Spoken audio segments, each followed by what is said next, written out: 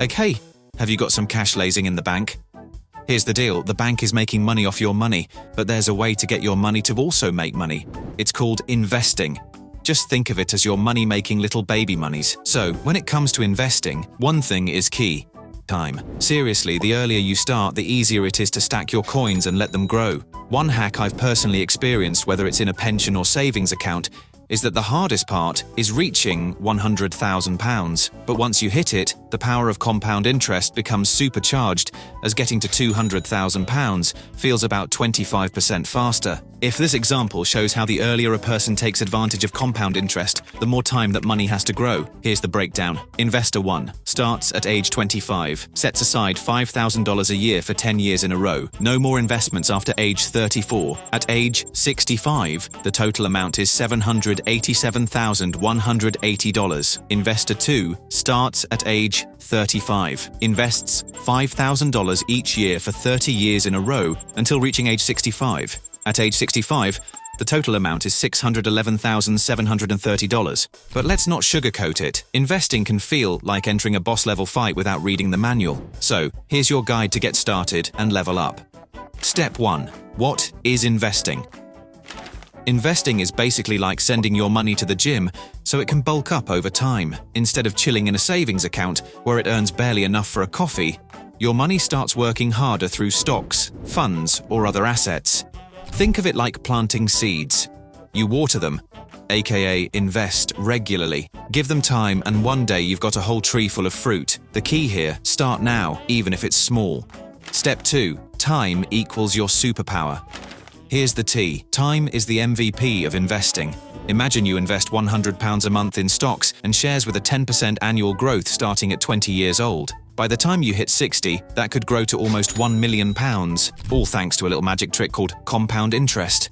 Basically, your money makes money, but new money grows up and also makes money. It's like a snowball rolling downhill, getting bigger as it goes. Wait until you're 30, though, and you'll need to invest almost double to hit the same goal. So, the sooner you start, the less you'll have to do later. Take that step now, future you will thank you. Step 3. Timing the market? Don't. So, you're ready to start investing, but you are trying to guess the perfect time to dive in. Don't do that. It's like trying to predict when your toddler will throw a tantrum. Spoiler, you can't. The real trick is just staying in the market. Missing even a handful of the best performing days can cost you big time. Here's a stat for you. If you missed the 10 best days in the stock market over 20 years, your returns could get sliced in half. The takeaway, don't stress about timing, focus on consistency. Set it and go with it. Step 4. Where should you start?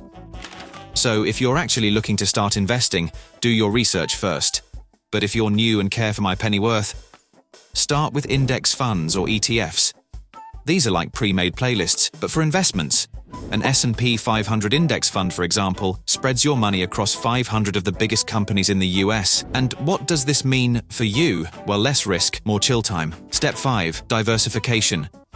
Putting all your money into one stock is like betting your whole paycheck on one horse. Sure, it might win big, but if it doesn't, ouch. This is why diversification is your BFF. It spreads your money across different investments, so if one flops, the others can pick up the slack. Think of it like this. Instead of going all in on one dish at a buffet, you're trying a bit of everything. That way you don't leave hungry if something doesn't taste great. Step 6. High fees, hard pass.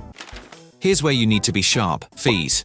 Some funds charge ridiculous fees for managing your investments. Over time, these fees can drain thousands from your potential gains. Stick to low-cost options like index funds or ETFs. They do the job without skimming off the top. Remember, every pound saved in fees is a pound that stays in your portfolio. Step 7. Invest smart, not fancy. One trend I see, especially with younger people, is relying on gut instinct instead of research. Social media can be misleading as it has glorified movies, like The Wolf of Wall Street, making people believe investing is just like gambling. So, if you're scrolling through social media and see people hyping the next big stock or crypto, take a breath. Investing isn't about FOMO, fear of missing out. It's about YOLO but smart. Focus on long-term growth instead of chasing quick wins. You don't need to day trade or have a finance degree. Just start with basics, stay consistent, and let the market do its thing. Step 8. Don't fear the fluctuations. You'll often hear the terms bear market and bull market. These are just fancy terms for the market's natural cycle of ups and downs. Markets go up, markets go down. It's normal. The worst thing you can do is panic and sell everything when there's a dip. Think of it like a roller coaster. It's scary at the moment, but the ride always evens out. Over decades, markets tend to grow, even with bumps along the way. Step 9. Build your plan. So now you've been informed on the inside scoop of investing, it's up to you to take the next step. Are you going to chicken out and just let your money laze around, or are you going to take that bold step and build your plan? Here's my honest advice to everyone taking that bold step. Pile up that emergency fund first. First thing everyone should do before investing is to stash 1 to 3 months of living expenses in an emergency fund. This will be your safety net. Always tackle high-interest debt. Got credit card debt? Knock that out first. Without doing that, it's going to be like you're trying to fill a bucket with a hole in the bottom. Sort that leak immediately. Automate your investments. Set up automatic transfers to your investment account. Consistency beats one-off efforts. Machines don't forget. So even when you do, your investment will still be on track. Track your progress. Use apps or spreadsheets to keep an eye on your investments, but don't obsess. Checking once a month is fine, but every hour and you'll probably go mad. So I believe it's obvious that investing is the ultimate glow-up for your money. It's not about getting rich overnight, but building something solid for your future. As long as you start small, stay consistent, and don't let fear hold you back, £1 million is probably just the beginning. So remember, every pound you invest today is a step closer to financial freedom tomorrow. What's holding you back? What's on your mind? Comment below.